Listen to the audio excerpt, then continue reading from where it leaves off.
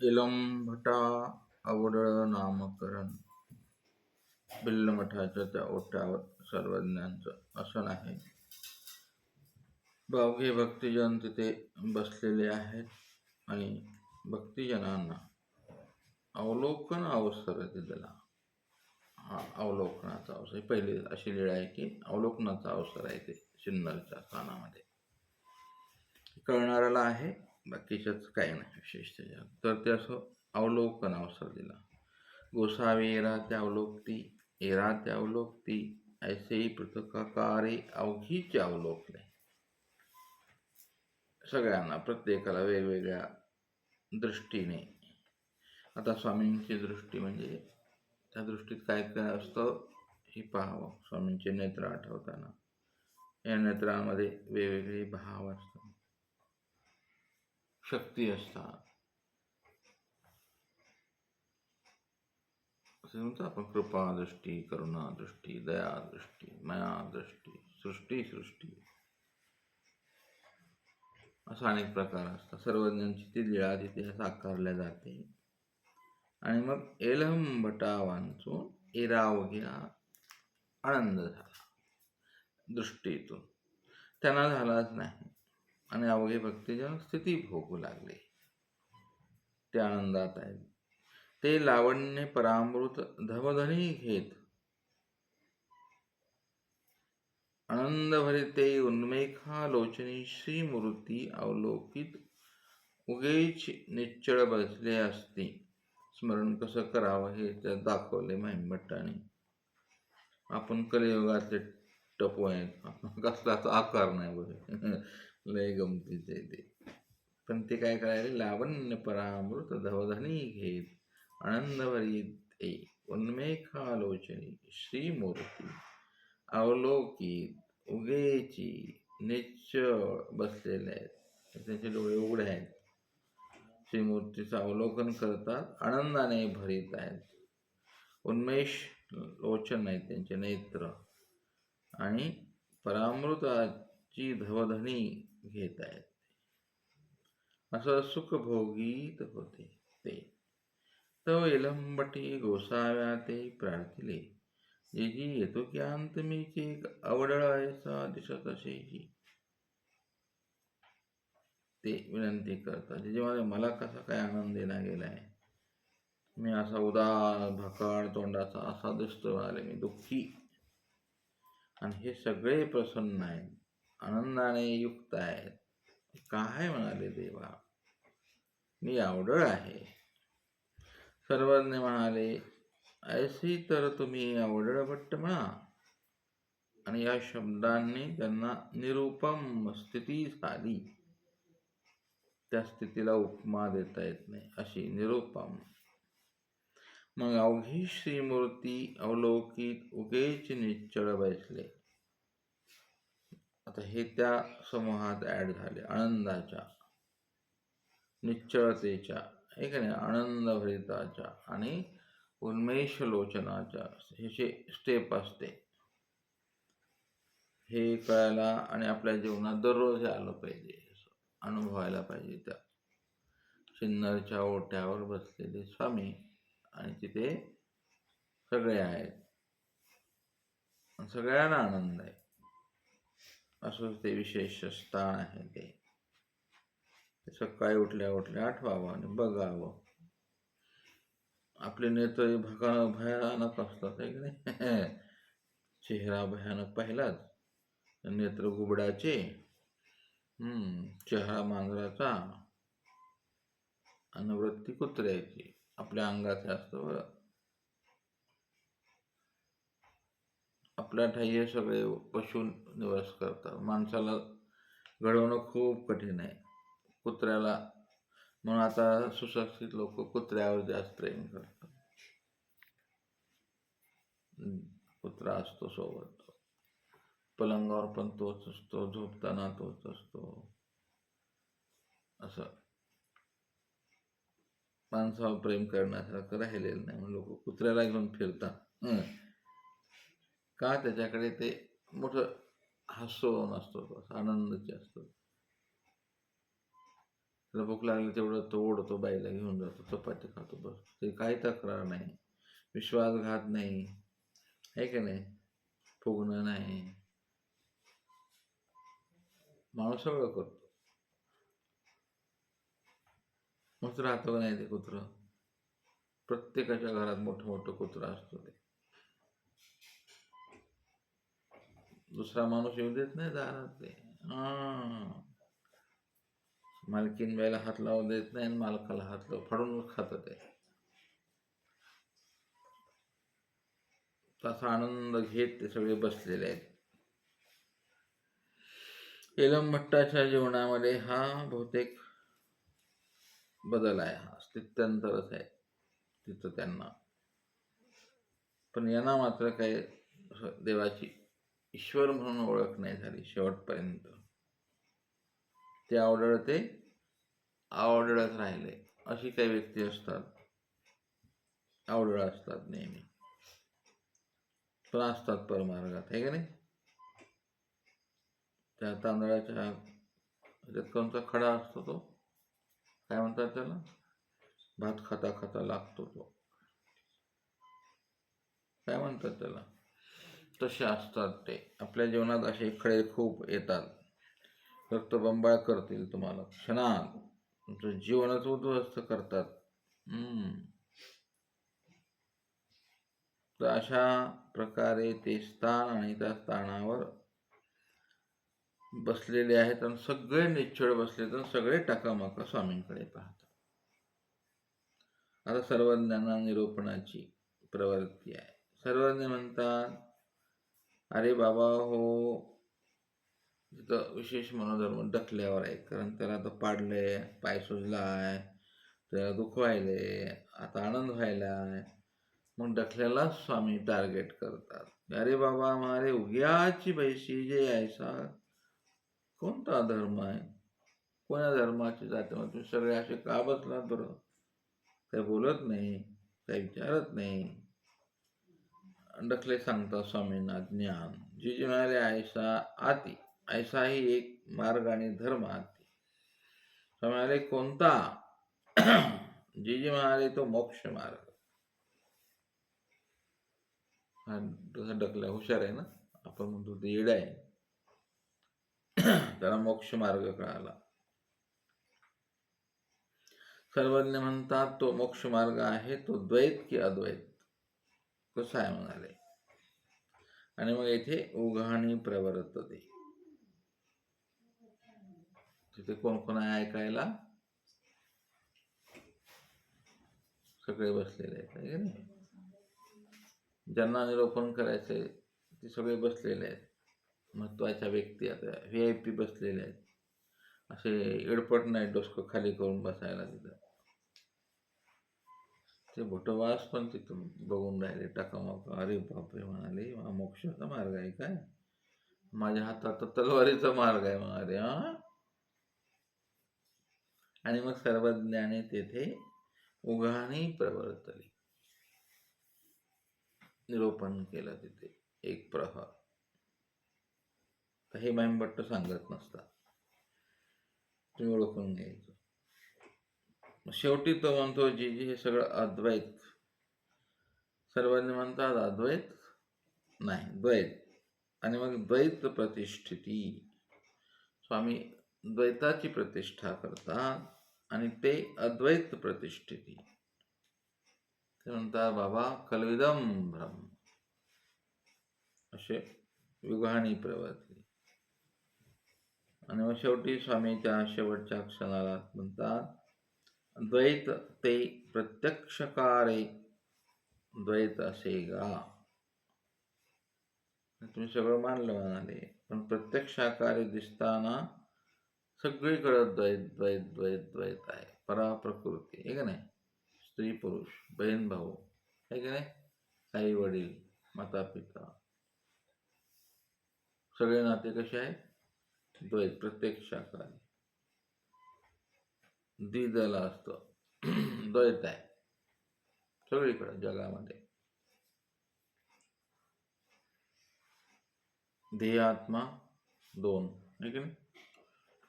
आत्मा वेगळा, देह वेगळा. देह तोच आत्मा आहे. पाण्यात मीठ आहे. पाणी मीठ आहे का? नाही. द्वैत. खाणारा वेगळा, घेणारा वेगळा. आनंद देणारा वेगळा, आनंद घेणारा वेगळा. सुख दुःख नाण्याच्या दोन बाजू आहे का ना. चितपट हे करावं लागतं असते सगळं. आणि आपण काय अद्वैतात उभा राहतो का जीवनपर्यंत? सारखं मनामध्ये कल्पना चालतात ना. असं वरून नाही दाखवता आलं, आतून चालतंय. सगळे तिथे बसलेले आहेत. ते विचार करायला लागले की आपण आलोय कशाला. त्र्यंबकेश्वर तिकडंच जाते आता यांचं, आहे का नाही. ह्याचा त्र्यंबक इथंच भेटला म्हणाले. आता साक्षात कृष्ण स्वामी निरूपण केलं. महदायसा आहेत, उमायसा आहे, अबायसा. तिथोर माणसं समोर आहेत. असे भाग्याचा क्षण पाहिजे, आहे ना. ऐकायला तसे अधिकारी लोक लागतात ना. आणि ज्यांना सांगायचे त्यांना काहीच माहित नाही. ते बसलेले चुपचाप. सर्वज्ञ म्हणतात त्या डकलेला, तर तुम्ही महात्मे म्हणा. असं म्हणाले, तुम्ही महात्मे आहेत का? मग त्या शब्दाला सांगताना खूप वेळ जाईल, भयानक वेळ जातो. हे मंथन आहे, उदाहरण आहे ते. उघाने प्रवर्तले ऐसे तुम्ही तर महात्मे म्हणा. हे सगळं आलं. काय काय आलं असं चिंतन केल्यावर तुमच्या लक्षात येईल. आणि मग यानंतर सर्वज्ञाने आता स्थिती आकर्षली. तो जो भरकाळ आहे प्रसन्नतेचा तो थांबवलाय. मग गोसाया ते भटी खेई भटी पुशिले.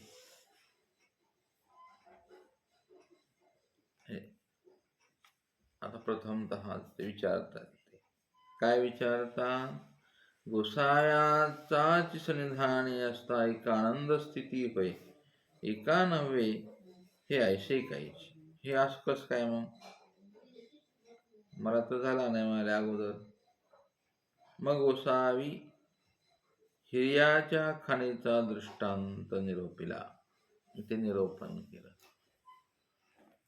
आता हे बी लयच अवघड निरोपण आहे. दृष्टांत आहे पण खूप आहे. मागे एकदा सांगितलंय तुम्हाला, परत थोडक्यात सांगतो.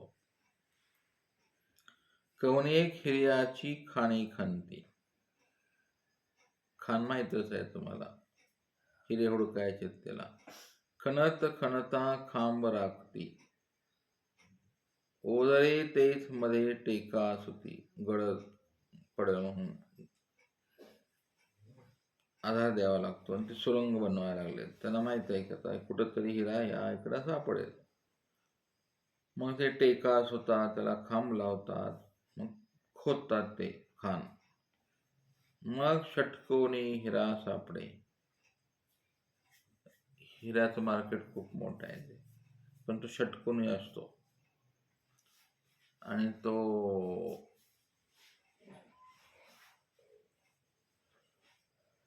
वाघिणीच्या दुधाने तो हिरा विरघळतो म्हणतो. वाघिणीचं दूध कोणी पाहिलं नाही की नाही. शेळीचं दूध पिल्यावर कॅन्सर जातो, आहे की नाही. गिर गाईचं पिल्यावर असे वगैरे वगैरे. वाघिणीचं दूध पिलं तर पाहणार म्हणतो ना, वाघिणीचं दूध पिलंय का रे. तर तो असा तो हिरा सापडतो. एका अशी हिरकणी सापडे, त्याच्यामध्ये भेद आहे. आणि मग तिथं एक वेडा त्याला भेजाच नसतो, तो हिऱ्याच्या आजूबाजूला फिरत बसतो. त्याचं लक्ष गारगोटीवर जातं. म्हणून साहेब म्हणतात, एक न सुद्धा रिगे निगे. आणि एक बिनकामी फोक्या मारतो, तो त्याच्यावर दरड पडते, तो दरडीत पडून मरतो. दरड म्हणजे दुःखाची दरड, विचारांची वाईट. तैसे परमेश्वर सन्निधानी असता एका मोक्ष होय. त्याला हिरा सापडला मोक्षाचा. एका देहविद्या होय प्रमाद झाल्यावर. तथा संत फळे होती, लयच गेले विपरीत दोषाने वगैरे वगैरे. काहीच करायचं नाही ना, दिवसभर खायचं प्यायचं झोपायचं, खायचं प्यायचं झोप. मग ते उगाच झोपायचं नाही, माइंड गेम करायचा. लयच काम अवघड असतं विचारांचं आहे ना. त्यांना संत फळे होतात, राहिले साधू होऊनच, पण काय मिळालं त्यांना मेल्यावर. आणि एका सृष्टी शून्य होय, आणि एकाला नित्य नरक होतात. या परमार्गामध्ये आलं, चांगलं वागलं, चांगला विचार केला त्या रस्त्याने. वाईटाची संगत केली, वाईटात राहिले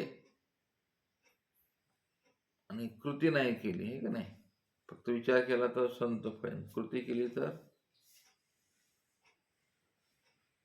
असा तो प्रकार आपल्या जीवनामध्ये सतत होतो. त्या प्रश्नाचं उत्तर आहे. प्रश्न काय चाललाय? जे म्हणाले तुमच्या सन्निधानी एकाला आनंद स्थिती होते, एकाला होत नाही. हे असं कशामुळे? मग परमार्गामध्ये एकाला ज्ञान होतं, एकाला ज्ञानच होत नाही. कशामुळे? परमार्गात एक चांगलं गोमटं जोडतो, एक वाईट जोडणार असतो. कशामुळे? त्याचा अर्थ असा. प्रश्नाचं उत्तर इथे आहे. आणि मग तिथे सगळं निरोपण झालं. आणि मग सपरिवारी आरोग्य. बायसांचा टाइम मात्र फिक्स आहे. बायसांचं जीवन सुंदर आहे. टाइम झाला की ते कार्यक्रम वेळेवर.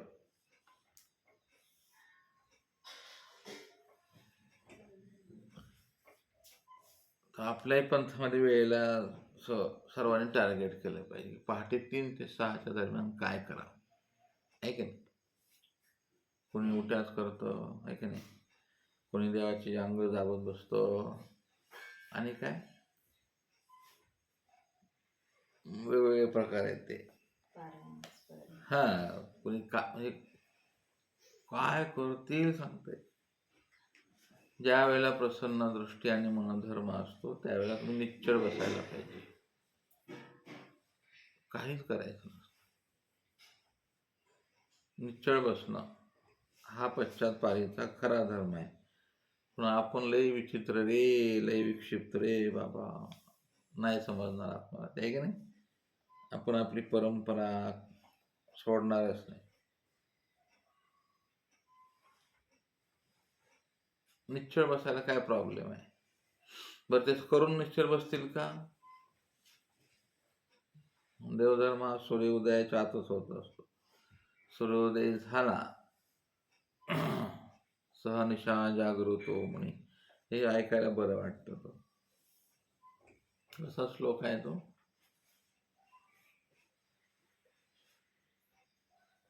तेषाम नित्या. कसा आहे तो? योगी ते नाही. हे हा मुनी कसा आहे? रात्री जागतो, दिवसा झोपतो म्हणजे जगाला पाहत नाही का तो? त्याची स्पंदनं तशी असतात. तो अंतर्ज्ञानाने जागृत असतो. तो आठवला श्लोक? उद्या असे लय उद्या गेले तुमचे, आहे की नाही. तर असं हे हिऱ्याच्या खाणीमध्ये आपण आहोत. मग काय मुरुम गोळा करायचा का दगड गोळा करायचे आपण ठरवायचं. आपलं आयुष्य आपण ठरवावं. देवाच्या मांडीवर झोपायचे का त्या त्याच्यासारखं डुकरासारखं संडासच्या तिथं गल्लीत जाऊन संडासच्या जवळ झोपायचं. काही काही डुकरं असे आहेत की ते तिथंच झोपतात गटारीत, आहे की नाही. मस्त लोळत पडलेलं असतं, कुठलाही आजार होत नाही त्यांना, आहे की नाही. प्रकृती कशी असते त्यांची? सर्दी नाही, पडूस नाही, मस्त छान, तक्रार नाही, भांडण नाही. भांडण करतात. त्यांचं खायला आलं की ते खात, त्यांच्या अधिकारातलं दुसऱ्याला खाऊ देत नाही ते. दुसरं डुक्कर आलं की ते पळतात.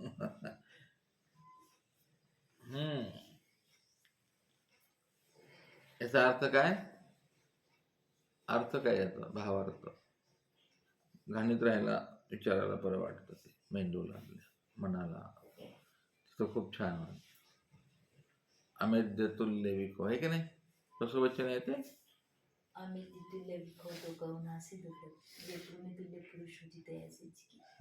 तेच सांगितलं, कृमीतुल्य. कृमी कुठं असतात? गटारात. शेणात किडे असतात बघा, आहे की नाही? कृमी. बस बस बस बस बस. संडासात कशा असतात? किती चांगलं चांगलं खाल्लं आणि सकाळी टाकल्यावर कोणी म्हणाल का बस रात्रीचं लय व्यवस्थित हाणलंय, आता बघू हेच खाऊ? तर बांधरे किडे असतात, त्याला कृमीतुल्य. अमेद्य तुल्य, कृमीतुल्य. आणि कसे कसे आहेत ते? हे परमेश्वर सन्निधानामध्ये ज्ञान झाल्यानंतर असे जीव अशा इकडे थांबतात, असे जीव इकडं थांबतात. ते षटकोनी हिरा घेऊन जातात. आपला हिरा कोणी पळवला बरं? भारतातला हिरा कुठं आहे?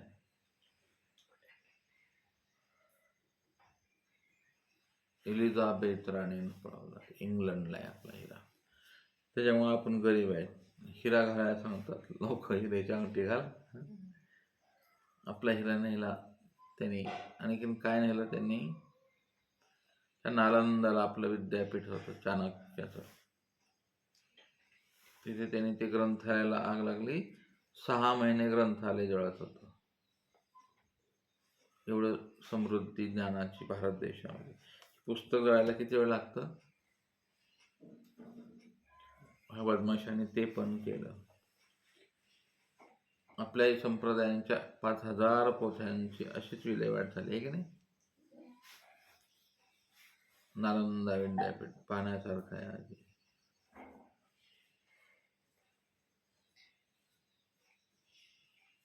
चला, तुम्हाला काय मतलब नाही का नाही इतिहासाची काय करायची?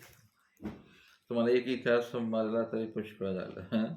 स्वामींचा तत्व समजला तर ते असं होतं जीवनामध्ये. गेलं आपलं सगळं हळूहळू हळूहळू. आपल्यातूनच आपण चाललेलं आहे सध्या मरायला. मग तिथे बाईसा आल्या, वेळेवर आल्या. विचार बाबा दंड, बस मग तुझं आता निरूपण थांबव, आता ह्याचा टाइम झालाय म्हणाले. आणि लगेच बाईसांचं मंगळ आरती, धूप आरती. बिचारीनं कधी चुकले नाही ना, कधी चुकल्या नाही तो बिचारी. मला बाईसांचं नाव काढलं की रडू. असे सुंदर जीवन जगल्या त्या आणि सुंदर मेल्या पण, आहे का नाही? मरणाचा अफसोस स्वामींना राहिला. वेळेवरती जे आहे भाजी भाकरी, ते जे काय असेल ते बाबा दंड. आरोग्य उशीर झाला, मग लगेच गोळा, लगेच करमार्जन, आहे ना? सगळं अपडेट आणि अप टू डेट दोन्ही. नाहीतर तिकडं त्यांनी ओरडावं, त्या बाईनं तिकडं मिसरी लावू ते चपात्या चालत, नाकात बोट घालू घालू भाजी, जिंजात खाजवत ताट वाढायचं. अरे हां, लय कार्यक्रम अवघड आहे की नाही? आणून आदळायचं, घ्या बुवा खा. अशी गंमत आहे की नाही? ही रेशमी झुलपे शरबती. तो बिचारा विचार करतो, मी रात्रभर कष्ट दिवसभर कष्ट करतोय, काय आलं माझ्या जीवनात? असं लय अवघड आहे ते. बाईसांनी असं कधी दुखवलं नाही स्वामींना, आहे ना? कधीच नाही. पहाटे 3ला बरोबर गरम पाणी राहायचं, आहे ना? साधन आता तुम्हाला उपलब्ध आहे ना, गॅस आहे, लाईट आहे. तिथं कुठं होतं त्यावेळेला काय? भांडं कुणाच्या घरून मागून आणावं, आहे की नाही? स्वामी भांडं नाही येऊ द्यायचे बाईसांना सोबत. तर रोज भिक्षा, बाई आम्हाला भांडं दे ग माय, मग भांडं आणावं. काय अस्थिपरी असेल ती ऐकायला बरं वाटते. आहे त्याच्यामध्ये तुम्ही समाधानी आहेत का? अभावात तुम्हाला समाधान वाटतं, भावात नाही वाटत. आपल्या ठिकाणी परिपूर्ण नाही ना आपण, दुसऱ्याच्या ठिकाणचं चांगलं आवडतं. ह्याच्यामुळे सगळं जग दुःखी आहे की नाही. संसारात असला दुःखी आणि इकडं आलेले त्यांचं पाहून दुःखी. त्यांच्या मार्गात असलं आता आपली झाली आणि ते आलेले पाहुणे मंडळी त्यावेळेला दुःखी होऊन जातात. त्यांच्याकडे सगळंच आहे ते तुझ्या दुःखी. हा, सगळे अशा प्रकार आहेत. दुःखी कोण कुठं दुःखी होईल सांगता येत नाही. आवडे भट्टांना तोच प्रश्न आहे की म्हणजे तुमच्यापासून बी भेद होतोय किंवा म्हणाले एकाला सुख व्हायले मला काय नाही झालं. असंही सगळीकडे असतं. म्हणून प्राप्त आणि पर्याप्तचा भेद कळायला पाहिजे तुम्हाला.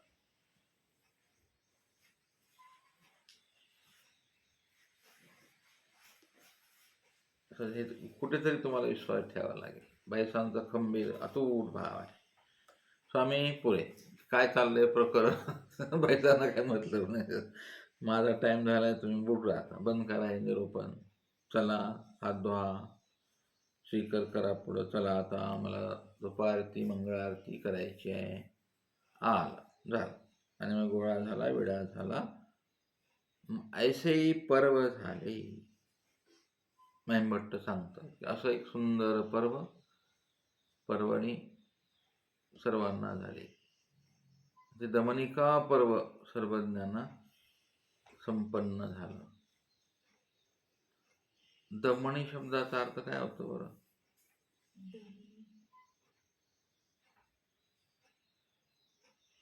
विचार करून, काल पण विचारलं होतं मला.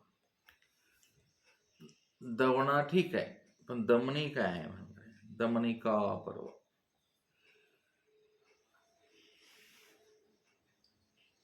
देव दमन एक आहे बाबा. कुठं आहे ते देव दमन? भारतात सुंदर बेट आहे देव दमन.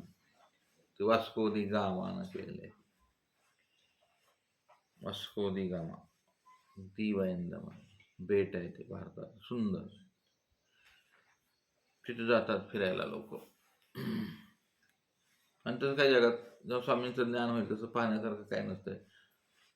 डोंगरचे डोंगर, दऱ्या त्या दऱ्या आहे की नाही, पाण्यासारखं पाणी. महाराज कशा म्हणाले, जे काय आहे म्हणाले, गेली बोंबलत म्हणाले मी, काय ते पाण्यासारखं पाणी होतं, तीर्थासारखं तीर्थ होतं, घरासारखी घरे, माणसासारखी माणसं. हे ज्ञान झाल्यावर असतं. आणि अज्ञानपणात हा बोंबलत फिरायचं आहे का नाही. उगतच ही गंमत आहे जगामध्ये. भारत देशात पर्यटनाला खूप खर्च जातो. उठलं की घ्यायचं टेंग टांग निघाले गाडीत, झाले बोंबलं.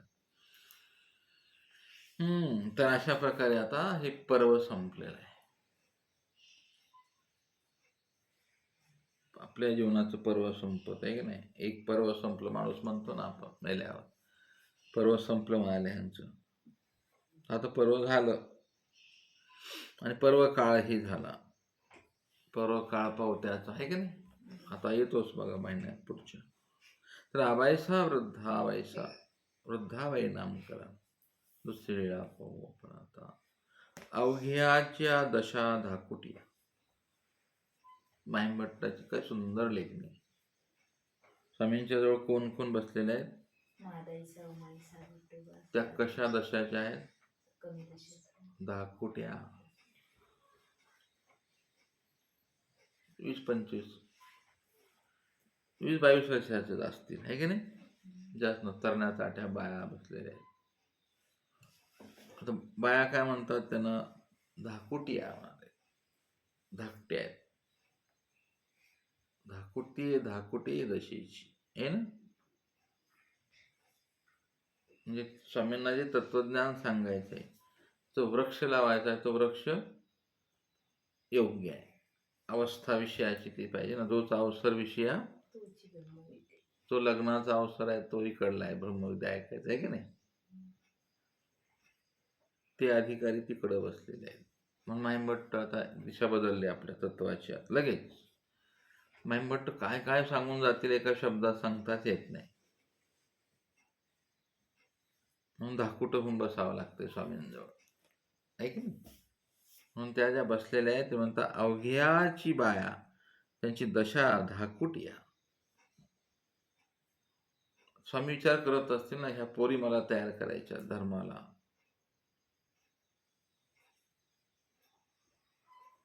तिकडे माझे गुरु वाट पाहत आहे, त्यांच्याकडे कोण नाही ना सेवेला बाई, आहे की नाही. आणि ह्या तर सगळ्या अशा आहेत. आज परिस्थिती वाईट आहे यांची विचाराची. विचाराला गरीब आहेत म्हणाले, ह्या पोरी चांगल्या आहेत.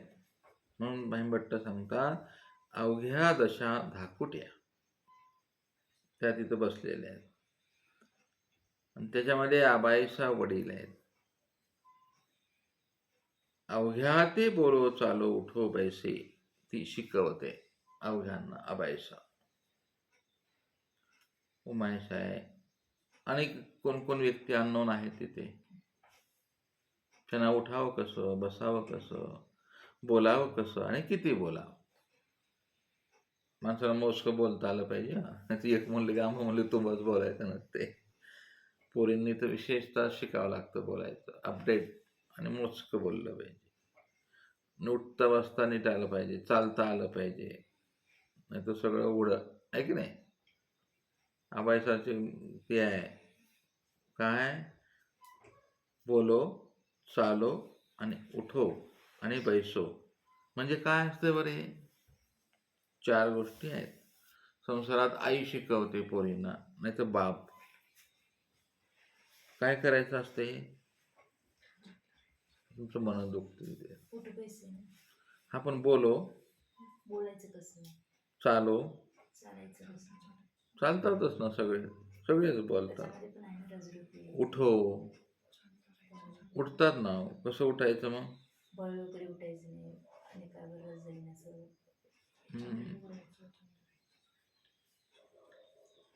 हळू उठायचं, हळू बसायचं. ह्याच्यावर तुम्हाला अभ्यास क्लास करावा लागेल. बोलावं कसं,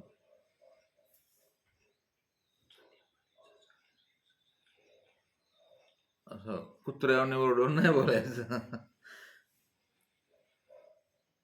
बोलण्याचे एक प्रकार असतात, ते शिकायला पाहिजेत. पुढलाच अंतःकरण वेधलं पाहिजे. आपल्याला पाहिजे तो विषय करायचा आणि त्याच्याकडून तर तो एकदम भास्कन त्याला असं अरमुठ्या भाषेत नाही बोलायचं. मला वाटतं असं आज आपण हे लवकर केलं तर बरं होईल, नाही का. बघा जमलं तुम्हाला तर. जुन्या काळातला नवरा आणि जुन्या काळातली बायको, तुम्ही ते पाहिलेलं नाही ना, जुन्या काळ पाहिलं असेल. मग ते म्हणायचे आहो मला थोडं बाजारला जावं वाटत होतं, मग 2 चपात्या भाकरी बघा की देताव का. एवढंच सांगायचं, डबा घ्यायचं आणि जायचं, यायचं. बाहेर आंघोळीला पाणी काढलेलं असं तेवढं करायचं, झालं. मग येतो मग आम्ही. ते तोंड सुद्धा पाहत नव्हते जुन्या काळात आतलं. आहो आवाज हवा. आता हे म्हणते नाम्या, आता काय. हा म्हणतो पमे पम्मू. त्याच्यातलं नात्यातलं हे गेलं. काय म्हणतात, रहस्य. चालो बोलो उठो बैसो. पूर्वीचा काळ तसा होता.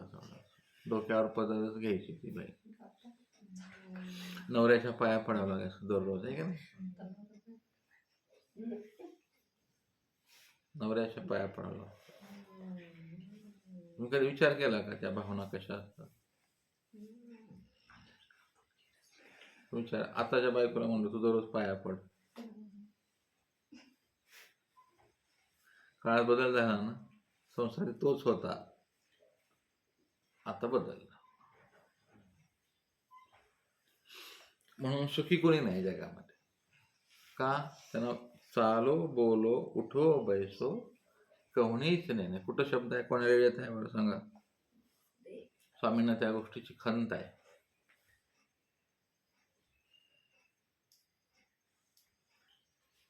असे तुम्हाला विचार करायला चान्स देत असतो मी. बाई म्हणाले कमुनीच नाही. बायसांच्या पाठीमाग हे हे प्रकरण स्वामींना पण आठवायचं आहे ना. चालो बोलो उठो बैसो बाई कमुनीच नाही, हे भाकी नेणे. म्हणून जीवनामध्ये महिमभट्ट हे प्रत्येक गोष्ट अशी काळजीपूर्वक सांगतात तुम्हाला. हा काही लिहायचा विषय नाही. लीळाचरित्रामध्ये आध्यात्मिक ग्रंथ आहे हा. जीवनामध्ये चालावं कसं, बोलावं कसं, बसावं कसं आणि उठावं.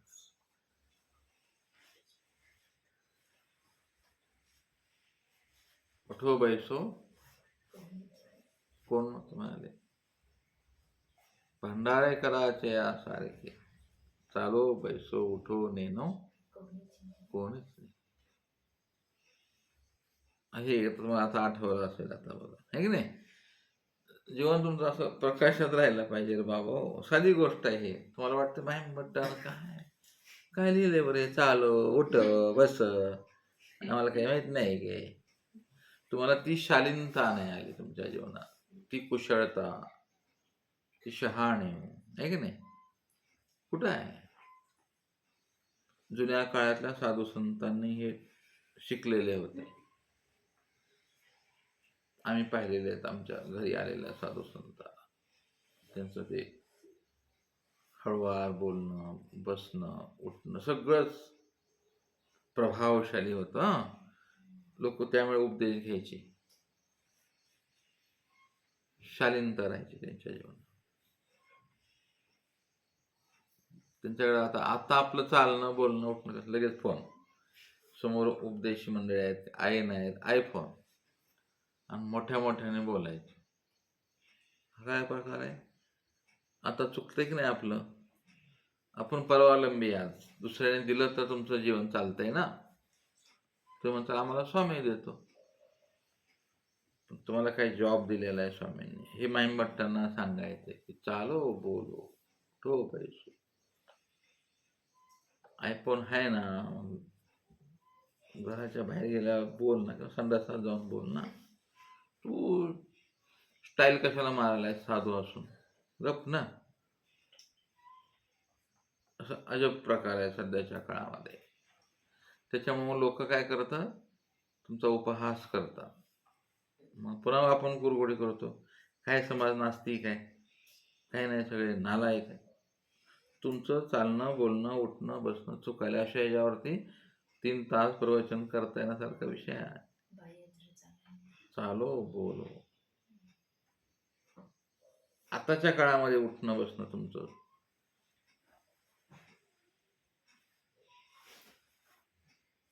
आता कुण्या नवीन घरात जर आपण गेलो तर डायरेक्ट लगेच सगळं घर फिरून यायचं. काय गरज आहे. लगेच घरात चुलीवर जायचं, तिथं गॅसवर, तिथं कशाला जायचंय तुला, बस. असे अनेक प्रकार असतात. तर बायसांच्या कडे हा जॉब आहे. आणि त्या करायच्या बिचाऱ्या. ते देखून एक वेळ गोसाई आबायसा ते म्हटले, बाई निके करीत असा तुम्ही याशी अवघ्या रक्षण. याबद्दल स्वामींनी पद्मश्री अवॉर्ड दिलाय आबायसांना. बाई तुम्ही नेके करीत असा, तुम्ही याशी अवघ्या रक्षण. लिंबा गणेश आश्रमात कोण कोणाला रक्षण होतं, बटोबास म्हणले तुम्ही अवघ्या अशी रक्षण. जबाबदारी काय गुरुनं सगळ्यांना बघायचं, आणि प्रत्येकाने चांगलं बसलं उठलं तर म्हातारी मार्गात ठेवायचं कामच नाही ना, आहे की नाही. म्हणून आटणाला 2-2 बाया जाताना एक म्हातारी बाई लागते सोबत, आहे की नाही. तरुण पोरींनी आटण करावं का, म्हणून मार्ग पद्धत आली. म्हणून आपण आश्रम बसले. खूप काठी आहे आश्रम म्हणजे आरशीशी. सूत्रपाठ वाचल्या लगेच म्हणतो देवाने कुठं सांगितलं, आहे की नाही. आजकाल वासनिक वर्ग हा विपरीत झालेला आहे. अशा हे महिमभट्टांना इथं सांगायचं की बाबा, जे काळानं रूप बदलतं, नाम काय बदललं नाही, आचार बदलला नाही, स्मरण बदललं नाही, बदललं का? काळाने ते त्रिकाळाबाधी सत्य आहे. शून्यावस्था तुमच्या मनाला डिकोडिंग करणं ते बदलत नसते. द्वापारयुग जाऊ द्या, सतयुग, त्रेतायुग, कुठेही जा तुम्हाला, तिथे मन आहे, बुद्धी आहे, इंद्रिय आहे. ते आलं की वासना येणार, विकार येणार, विकल्प आहे की नाही? सगळं आलंच ना ते. द्रौपदीला नेलंच ना त्यानं, सीतेला त्याला नेलं, आणि कुणी कुणाला नेलं? भीष्माचं काहीच कारण नव्हतं, तिने आंबा आंब्याला उचलून आणल्या. तुला लग्न करायचं नाही, कशाला आणलं त्या पोरी घरात?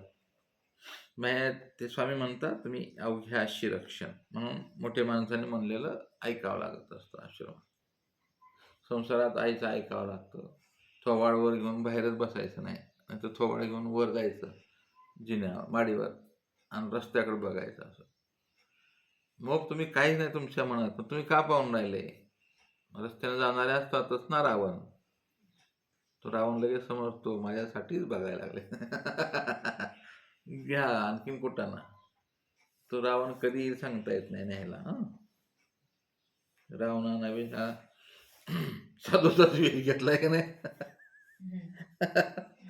हे मोठं अवघडच आहे ना. सूट पॅन्ट नाही घातली रावणानं, साधू.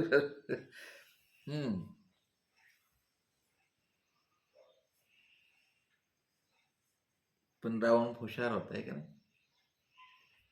अशोकवनामध्ये तो रामाचा ड्रेस घालून नाही गेला, मग पुन्हा नंतर कधी. का बरं नाही गेला?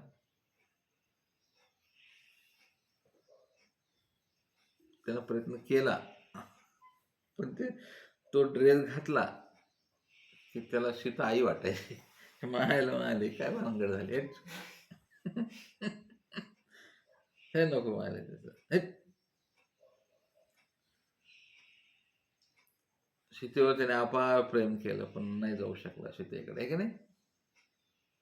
किती शक्ती आहे त्याच्याकडे. उठो बैसो नेनो, त्याला सगळं माहिती आहे जगात. 33 कोटी देव घरात ठेवलेले आहेत. सटवी झाडायला होती म्हणतात, आहे ना? कुबेर त्याच्याकडे प्रसन्न होता, ते सोन्याचंच करून दिलं त्याने. पण जसा कुबेर होता तसा विकार पण होता, आहे का? त्याला डिकोड करता नाही आलं. त्या विचारा. बायको मात्र चांगली होती त्याची. बायकोच काय नाव त्याच्या? ती म्हणजे अरे वेडा आहेस का तू? आपल्या ह्याच्यात 1000 स्त्रिया आहेत, तू कशाला ते बला आणली रे बाबा? जाऊ देणारे नेऊन सोडणं बाबा. मी सोडू का? मी सोडते मला तिच्या नवऱ्याकडे.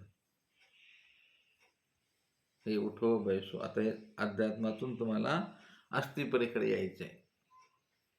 कसं कसं येता येईल तुम्हाला? तर हे असं येता येतं. अवघ्या शिरक्षण आबायसा पाहिजे आश्रमात. मग ते बरोबर टपके देऊ देऊ शिकवतात. आबायसा म्हणते, जे जी मी वृद्ध माझे कहुनी ऐके, परी शिकवावे म्हणून शिकवत आहे. मला काय गरज आहे म्हणाले, पण ऐकतात म्हणून या पोरी मी शिकवते. सर्वज्ञ म्हणतात, ऐसे तरी तुम्हाला वृद्धाबाईसा म्हणून. ऐसे प्रस्ताव्यानुरूप गोसावी अभयसाशी वृद्धबाईसा हे नाव ठेवले. मग गोसावी तेनेची नावे बोलावतात. वृद्धाबाईसा. अभयसाचं दुसरं काय नाव आहे तिकडे? श्रीप्रभू बाबांना काय म्हणायचे त्याला? खोडी म्हणायची, मेरी खोडी. आणि स्वामी तिला वृद्धाबाईशी आली. मग वृद्धाबाईचा पक्षात येतात 5 स्थळाचे, आहे का नाही? चल ठीक.